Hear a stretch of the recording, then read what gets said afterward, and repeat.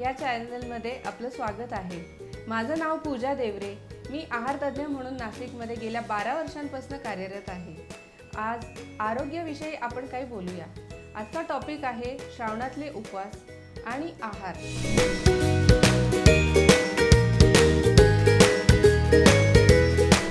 श्रावणातले उपवास। श्रावण महिना हा व्रतवैकल्य, सण आणि उपवासाचा काळ। यामध्ये आपण फक्त उपवासच नाही करत, पण ह्याचा आरोग्याशीही संबंध आहे।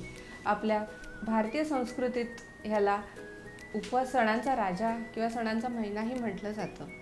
या काळात आपण बरेच उपवास करतो। निसर्गाचे बदल जे आहेत आरोग्याशी निगडीत असतात। तर आपण जाणून घेऊया या उपवासाचे महत्त्व काय आहे आणि आपण कशा पद्धतीने उपवास करतो, श्रावणातलं महत्त्व काय आहे, त्याच्या सणांचं महत्त्व काय आहे, याबद्दल आपण चर्चा करूया। चला तर मग आपण जाणून घेऊया उपवासाचे शास्त्रीय कारण काय। पावसाळ्यात, श्रावण महिना हा पावसाळ्यात येतो। त्याच्यामध्ये आपली पचनक्रिया मंदावते। पचनक्रिया मंदावल्यावर आपल्याला पोटाला जरा विश्रांती द्यावी लागते, म्हणून हा उपवास केले जातात। आठवड्यातून किंवा महिन्यातून आपण उपवास करतो। याचं कारण काय आहे की आपल्या मंदावलेली पचनक्रिया हे सुधारण्यासाठी किंवा पचनक्रियेला विश्रांती देण्यासाठी उपवास केले जातात आणि शरीरामधले जे काही दूषक परिणाम किंवा दूषक घटक आहेत की ज्याला टॉक्सिन्स म्हणतात, ते बाहेर फेकले जातात। त्यासाठी उपवास करणं गरजेचं आहे। पण तो कशा पद्धतीने करायचा ते आपण जाणून घेऊया। श्रावण महिना हा पावसाळ्याच्या मधोमध येतो। निसर्गात जसे बदल होत असतात तसेच आपल्या शरीरामध्ये सुद्धा पावसाळ्यामुळे काही बदल होत असतात। त्यामुळे पूर्वजांनी आपल्याला जे उपवासाचे कारण दिलं आहे त्यामागे शास्त्रीय कारण किंवा विज्ञान आहे। श्रावणातील प्रमुख सण आणि त्यामागील विज्ञान हे आपण जाणून घेऊया, पण त्यापूर्वी घेऊया एक छोटीशी विश्रांती।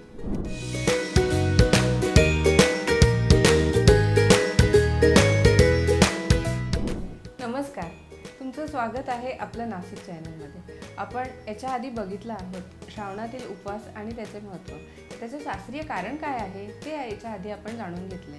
तर आता आपण वळूया पावसाळ्यातील सण आणि त्याचं विज्ञान। तर पहिला सण कुठला पडतो तर नागपंचमी। नागपंचमी हा शेतकऱ्यांचा सण, सापांचा, नागांचा सण। त्या दिवशी आपण सगळे उकडलेल्या गोष्टी खातो। तवा ठेवत नाही, चीरकाप करत नाही, भाज्यांना फोडणी घालत नाही। तर याचं महत्त्व काय आहे तर हे जाणून घेऊया। पावसाळ्यात आधी सांगितल्याप्रमाणे पावसाळ्यामध्ये आपली पचनक्रिया मंदावते। त्यामुळे हलकं अन्न खाणं हे पचनासाठी खूप चांगलं आहे। आपण या दिवशी सगळे उकडलेले पदार्थ खातो। त्यामध्ये गव्हाचे बनवलेले धिंडे येतात, कानोले येतात, गव्हाच्या भरड्याची खीर येते की जे पचनासाठी खूप सोपं असतात आणि पोटाला पण विश्रांती मिळते। दुसरा सण म्हणजे मंगळागौर।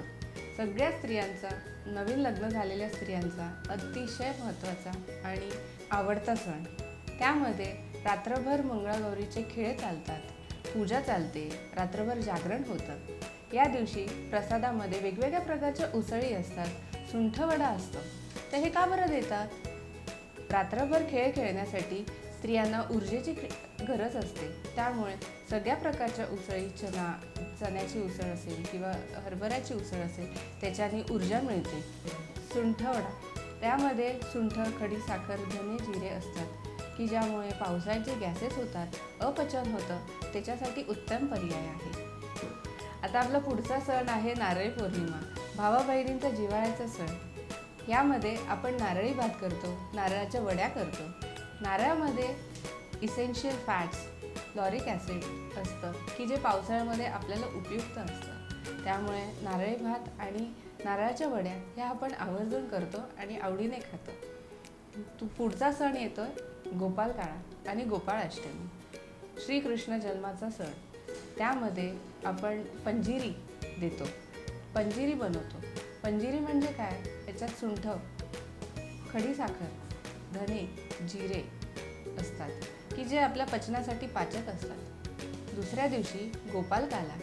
गोपालकाला हा छोट्या मुलांचा दहीहंडीचा सण की त्यामध्ये दही, ज्वारीच्या लाया, थोडी कोथिंबीर, हिरव्या मिरच्या आणि जिरे याची फोडणी घालून एक मिश्रण तयार करतो। याचं कारण काय आहे की दह्यामधले प्रोबायोटिक्स आपल्या पचनासाठी उत्तम असतात, उपयुक्त असतात आणि लाह्यांमध्ये फायबर असल्यामुळे पचनक्रिया सुधारते. असून श्रावणातला शेवटचा सण म्हणजे पोळा, अमावस्या. त्या दिवशी बैलांचा सण महाराष्ट्रात आवर्जून पुरणपोळीचा बेत केला जातो आणि कटाची आमटी. याचं कारण काय आहे तर पुरणपोळी कष्टाच्या कामानंतर खूप ऊर्जा आणि प्रोटीनची गरज असते की जी आपल्याला पुरणपोळीमुळे आणि कटाच्या आमटीतनं मिळते. म्हणून हे आवर्जून केलं जातं आणि महाराष्ट्रामध्ये खाल्लं जातं. तर आता आपण जाणून घेतले आहे आपल्या महाराष्ट्रातले सण, श्रावणातले सण आणि त्याच्या पारंपरिक पद्धती, काय खावं काय नाही खावं हे आपल्या आरोग्याशी किती निगडीत आहे. तर आता येत्या श्रावणामध्ये तुम्ही हे सगळे खाद्यपदार्थ खा आणि सण पूर्णपणे एन्जॉय करा, त्याचा पूर्णपणे आस्वाद घ्या. आता असेच काही टॉपिक्स घेऊन मी तुमच्या पुढे येणार आहे. बघत राहा आपलं नाशिक. धन्यवाद.